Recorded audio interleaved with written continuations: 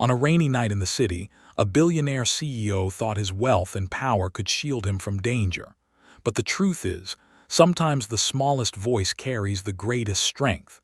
A little homeless girl, no older than 6, stepped out of the shadows with nothing but courage in her eyes and whispered words that would change everything. "Don't talk, just listen." In that moment, she didn't just save his life. She set in motion a story of survival, trust, and the kind of bond that can only be born in the darkest corners of the world. This isn't just a tale about danger. It's about hope. It's about how the unheard can teach the powerful to listen. And if you believe in stories that touch the soul and remind us what truly matters, then stay with us. Subscribe to Hidden Echo Stories, because every echo deserves to be heard. The rain that evening fell like a whisper, cold and steady, painting the sidewalks with a glassy sheen that reflected the glow of traffic lights. Pittsburgh's heartbeat had slowed to a lull, as though the city itself had chosen to rest.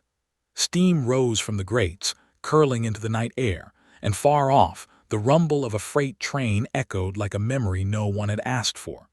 Julian Mercer stepped out of the Maybach, pulling his coat tighter against the drizzle. He was exhausted from a red-eye flight, his mind still buzzing with boardroom debates, figures, and policies.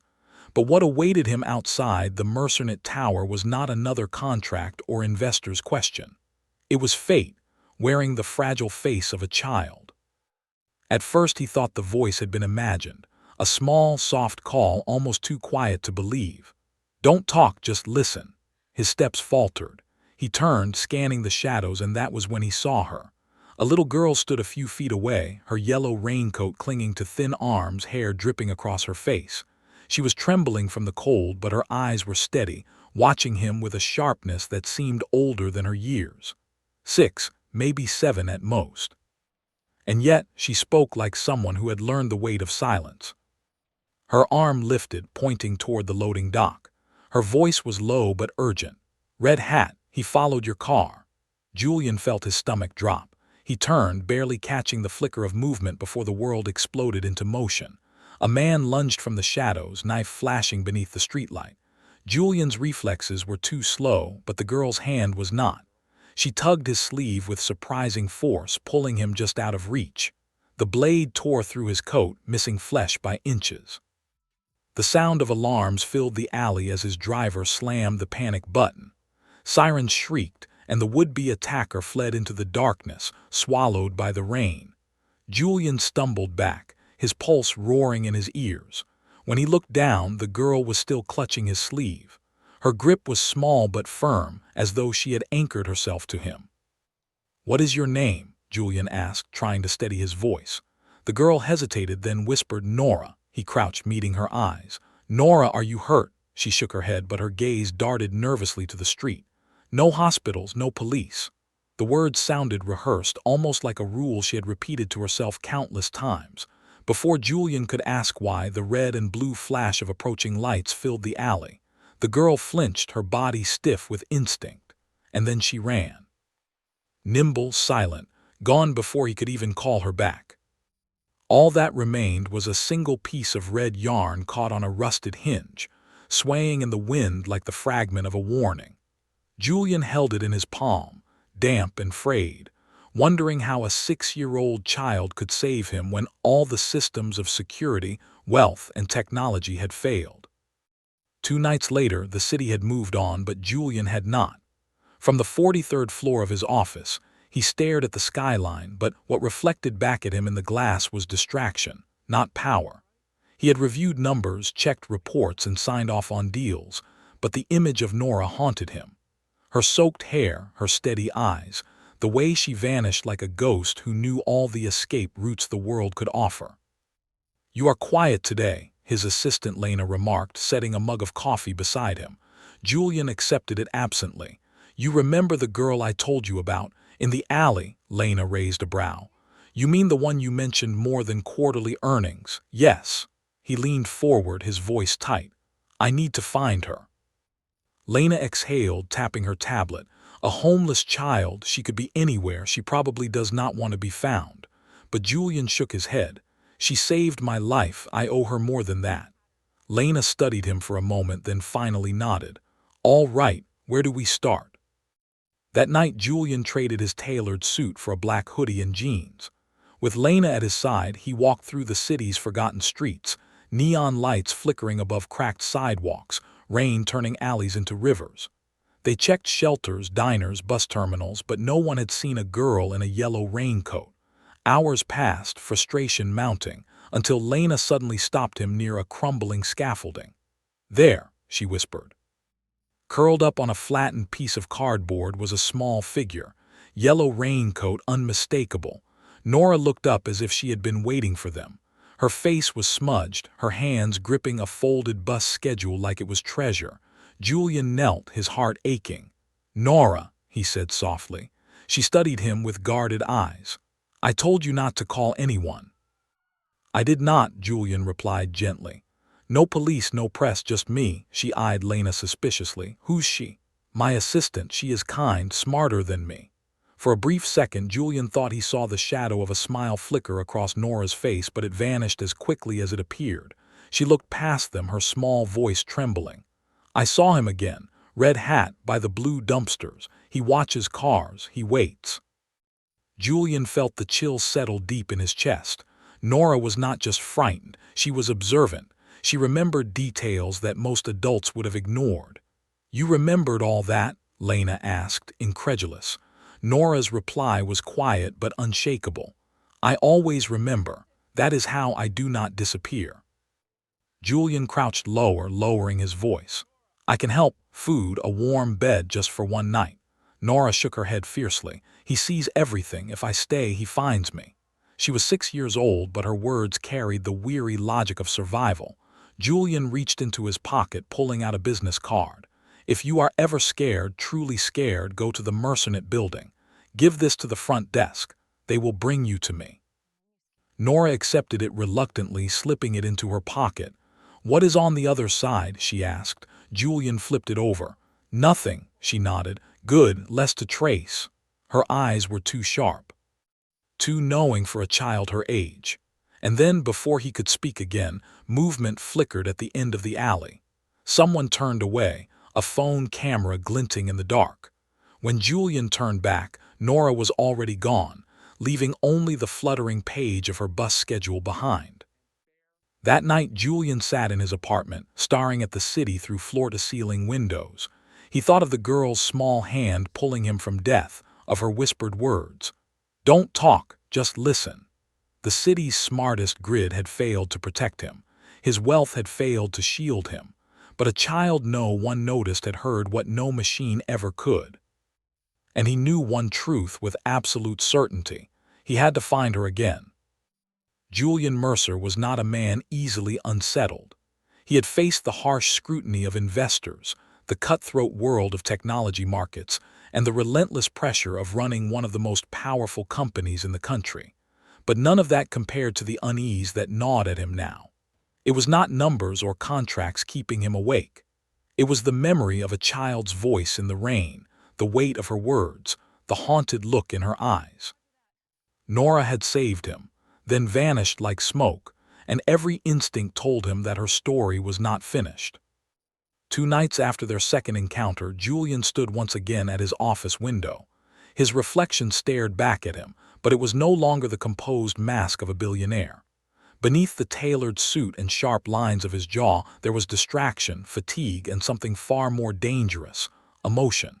He had told himself it was simple gratitude, a debt to repay. But deep down, he knew it was more than that. Something about the girl had pierced through the armor he had built over years of wealth and privilege. She had made him listen. You are thinking about her again, Lena said, entering without knocking. She placed a tablet on his desk, her eyes narrowing slightly. I can tell. Julian did not deny it, he simply nodded. I need to find her. Lena hesitated. Julian, she is a child who has learned to vanish. She may not want to be found. He turned toward her, his voice steady but urgent. She saved my life. I cannot let the city swallow her again. That night they began their search in earnest. Not with police lights or news headlines, but quietly, as Nora herself might have wanted. Julian left behind the armor of his wealth. No suits, no driver at his side. Just a black hoodie, jeans, and the determination of a man who owed his life to a girl who had nothing. They walked through corridors of neon and shadow, past soup kitchens, shelters, and diners open at all hours. They asked questions carefully, showing no photos, offering no names. Most people shook their heads, but some gave fragments. A girl in a yellow coat. A child who listened more than she spoke. It was enough to keep them moving. After hours of searching, frustration mounted. Rain slicked the sidewalks and the city seemed to whisper that they were too late.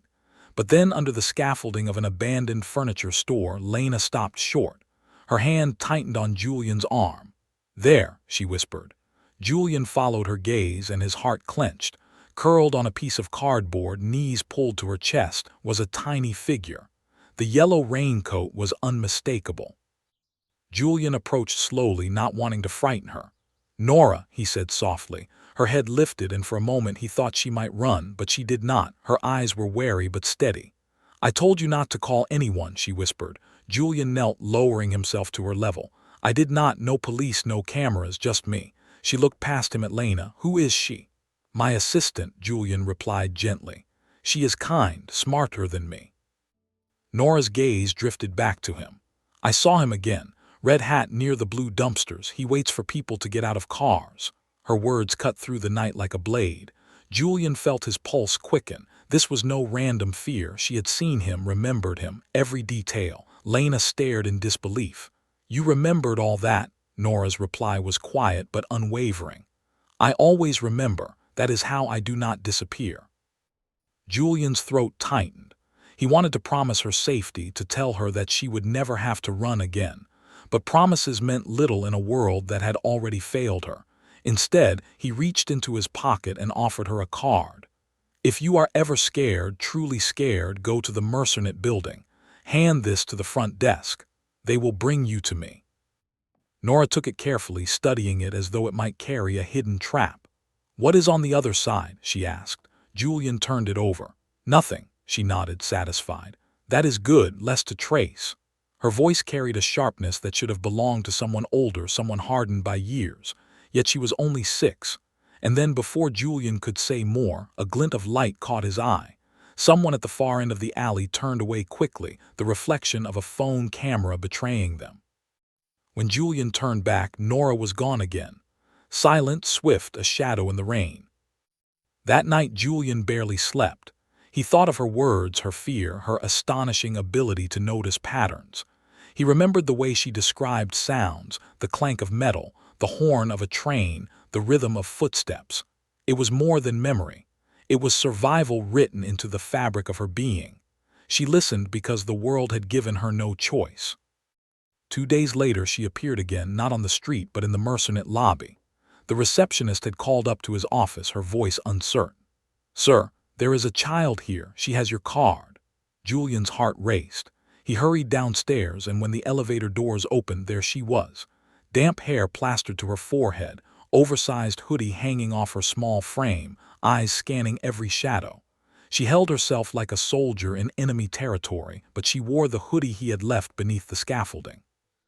"You are safe here," Julian said, kneeling in front of her. She hesitated, then whispered, "Only for a little while. I think I lost him." He signaled to Lena, who quickly brought cocoa and food. Nora sat at the conference table, legs swinging beneath the chair, her small hands wrapped around a steaming mug. She looked fragile, but her gaze was sharp. "Tell me what you saw," Julian said gently. Nora glanced at the table, then whispered, "My mom's name is Kara. She is sick, sleeps too long. We were staying in a motel, but the man at the desk made us leave. Then red hats started showing up, always across the street, watching, so I kept track." She pulled a wrinkled bus schedule from her pocket, pointing to marks she had made. 3 clanks, then a train horn, then 2 steps. That is his pattern, always. Julian stared at her, realization dawning. This was not random fear. This was training born of necessity. She was surviving by listening when no one else did. He felt a weight settle in his chest. This child was not just observant. She was carrying too much, far more than she should. "You said he follows you," Julian asked quietly. Nora nodded. "And you," she whispered. "Maybe because I spoke to you. Maybe because you have something he wants." Julian's hands clenched. Whoever Red Hat was, he was not just a predator. He was tied to something larger, and Nora was caught in its web. The night the Amber Alert rang across every phone in the city, Julian Mercer felt his chest tighten as though the air itself had turned heavy. A boy was missing, snatched near the river, last seen in a red jacket with shoes that blinked in the dark. Riverwalk Park, 6 blocks from the same warehouses Vince Rohr's company controlled. 6 blocks from the zone where Nora had once whispered about the clanks, the horn, and the footsteps. It was not coincidence. It was a pattern. And Nora had already heard it. Julian wasted no time. He drove straight to the shelter where Marisol had placed Nora under quiet protection. When the door opened, she was already waiting, barefoot in the oversized hoodie, her small face pale but steady. "I felt something bad," she whispered. "Is it him?" Julian crouched in front of her, his voice tight. "A boy is missing. I need your help." She did not hesitate. 3 clanks, she murmured. "I heard them again. Then the horn, then the 2 steps, same as before." She pulled the bus schedule from her pocket, edges torn, marks scrawled in pencil. 1 stop circled, Carver Spur Station. An old freight spur lined with rusted sheds, long forgotten by most of the city, but not by the man in the red hat. Minutes later, police cars and Julian's SUV rolled into the cracked lot. Officers fanned out, flashlights sweeping across broken windows and padlocked doors. It looked empty, lifeless, but Nora stood still, eyes scanning, listening. She raised her small hand and pointed. "That one." The padlock on the door was too clean, too new. Delgado pried it open, and the smell of mildew and sweat rushed out. In the corner of the dark shed, huddled in a thin blanket, was the missing boy. His shoes blinked faintly in the dark. He was alive. Chaos erupted as officers radioed for medics. Julian felt Nora press against his sleeve, her whisper barely audible. "I knew I heard him." He looked down at her, pride and sorrow tightening his chest. "You saved him." But Nora's eyes were wide, unblinking. "I just listened." The rescue was not the end. If anything, it was only the beginning. Word spread fast, and soon reporters crowded the streets, cameras flashing, voices shouting questions. Julian shielded Nora, guiding her quietly through a back exit. That night in his apartment, she curled on the couch, blanket wrapped around her, the television glowing softly with cartoons she did not watch. She stared at her hands instead, silent. Julian sat beside her. "You did something extraordinary tonight." She did not answer. He tried again, gently. "When you count sounds, does it help you feel safe?" Her reply was a whisper. "It helps me stay invisible. When you are invisible, bad people forget to look." Julian felt his throat tight. He leaned closer. "You should not have to be invisible, Nora." Her eyes lifted to meet his. "Neither should that boy." The next day, Delgado brought news. Surveillance stills showed a man in a red hat near Terminal 12, a warehouse tied to Rohr Logistics.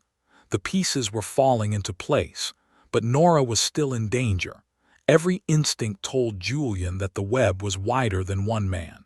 It was a network, and it was using his company as a shield. Julian stood before reporters at Mercenate headquarters, his voice steady though his heart thundered. He admitted that fraudulent contracts had slipped through under his watch, money funneled into shell companies tied to the very warehouses where children were being held. He promised full audits, full cooperation, and $1 million fund for whistleblowers. But even as cameras clicked, his thoughts were not on shareholders or headlines. They were on a little girl who had whispered, "Do not talk. Just listen." That night, tactical teams gathered behind Terminal 12. Delgado held the warrant, officers readying to breach. Julian stood among them, though he had no business being there. He pressed his ear to the steel door, and the silence stretched until he almost doubted. Then came the faintest sound. 1, 2. Nora's whisper trapped inside. She was counting again, just as she promised she would. His blood ran cold. "She is in there," he whispered. The door splintered open. Flashlights cut through darkness thick with dust and mildew. What they found was worse than any rumor. Makeshift rooms lined the walls, each a cage with a cot and a bucket. And in one of them Nora sat cross-legged, chin on her knees, whispering to herself. She did not cry. She did not scream. She simply said, "I did not talk." Julian fell to his knees, voice breaking. "Nora, you are safe now." Her eyes lifted, too calm for a child. "He said if I told anyone, he would hurt my mom." Julian shook his head fiercely. "You never have to carry that alone again." Officers swarmed the far wall, uncovering burner phones, stacks of IDs, envelopes of cash, and hanging on a nail was a red knit cap. Proof. Moments later, they dragged Vince Rohr into the night, his hands cuffed, his voice defiant. "You cannot prove anything." Delgado's reply was cold. "Try me." In the days that followed, Nora's mother was found alive, recovering in a hospital bed. Kara's illness had left her too weak, too vulnerable, but she was safe at last. And Nora, for the first time in years, stopped running. In family court, Judge Evelyn Hart looked down at the girl holding Julian's business card in her fist. "Do you wish to stay with him?" she asked gently. Nora looked at Julian, then back at the judge. "He listens." That was all she needed to say. The gavel fell, and for the first time, Nora had a place to belong. Autumn settled over the city. The air grew crisp and the chaos gave way to something quieter, healing. Julian bought a small row house, painting the door yellow, filling the rooms with warmth. A desk for Nora, bookshelves for her new schoolwork, a bed that was hers alone. She started first grade, quiet in class, but when she spoke, everyone listened. One frosty morning, Julian walked her to school. She held his hand, not cautiously now, but with trust. At the gate, she looked up at him. "Thank you for listening," she said. His voice caught, but he managed to answer. "You saved us both." That night, as the city lights flickered on, Julian stood in the row house that was finally a home. The plaque on the wall read, "Welcome home." And for the first time in years, the man who had built systems to protect millions realized that it had taken a child with nothing but her ears and her courage to teach him the most important truth. In a world full of noise, sometimes salvation begins when we finally stop speaking and start to listen. Sometimes the most powerful stories are not written in boardrooms or broadcast on headlines. They are whispered in alleys, carried in the fragile voice of a child who has survived more than most adults ever could. Nora was only 6 years old, but her courage cut through the darkness of an entire city. She taught a billionaire how to listen. She saved a boy whose name might have been lost to an alert on a phone. And she reminded all of us that silence is not weakness. It is strength when it is filled with awareness, with wisdom, with love. Julian Mercer believed he had built walls high enough to keep danger away. Yet no system, no technology, no wealth could save him in that critical moment. It was Nora, soaked in the rain, who gave him a second chance at life. And from that night on, every choice he made was different.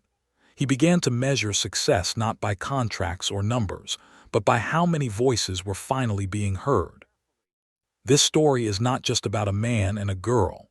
It is about the invisible children who walk past us every day, clutching scraps of paper, counting the sounds in the night because no one else will protect them. It is about how easily they disappear when we choose not to see them, and how powerful they become when someone chooses to listen. Nora's voice carried through the cracks of a broken city and reminded us that resilience does not come from privilege.